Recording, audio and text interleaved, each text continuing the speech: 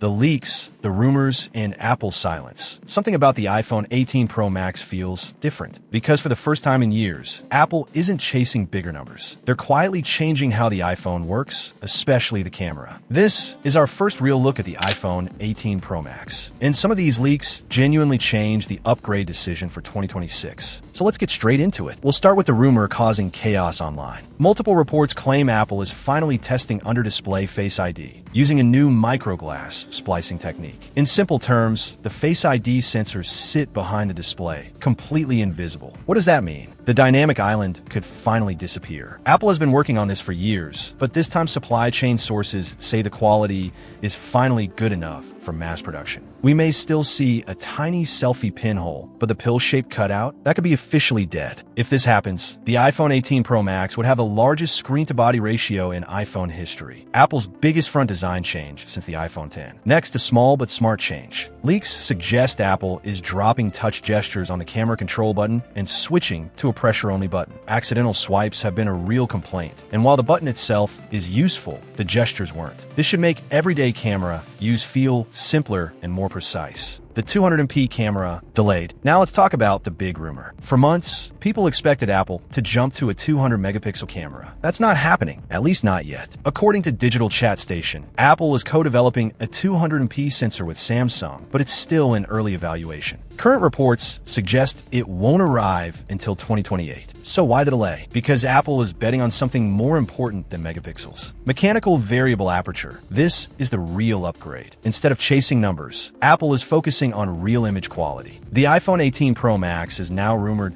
to feature a mechanical variable aperture, a physical iris like a DSLR. Right now, iPhones use a fixed aperture. That's why edge blur, missed focus, and artificial night processing still happen. With a variable aperture, bright scenes get sharper detail. Low light pulls in more light naturally. Portraits get real optical depth. This is a shift from computational photography to physical photography. Apple believes a better 48MP photo with real optics beats a 200MP image every time. And honestly, they might be right. Camera hardware, what to expect. On the back, the Pro Max is expected to feature 48MP main camera with variable aperture, 48MP ultra-wide, 64MP periscope telephoto with up to 10 times optical zoom. All three are rumored to use stacked sensors for faster readout, better dynamic range, stronger low-light performance. Combined with the A20 Pro's upgraded neural engine, this could finally create a clear camera gap between the Pro Max and the smaller Pro. Lineup shakeup and design. Another surprise. Apple may launch only 3 iPhones in 2026. iPhone 18 Pro, iPhone 18 Pro Max, iPhone 18 Fold. The regular iPhone 18 could be delayed to spring 2027. Design-wise, Apple is reportedly scrapping the translucent back idea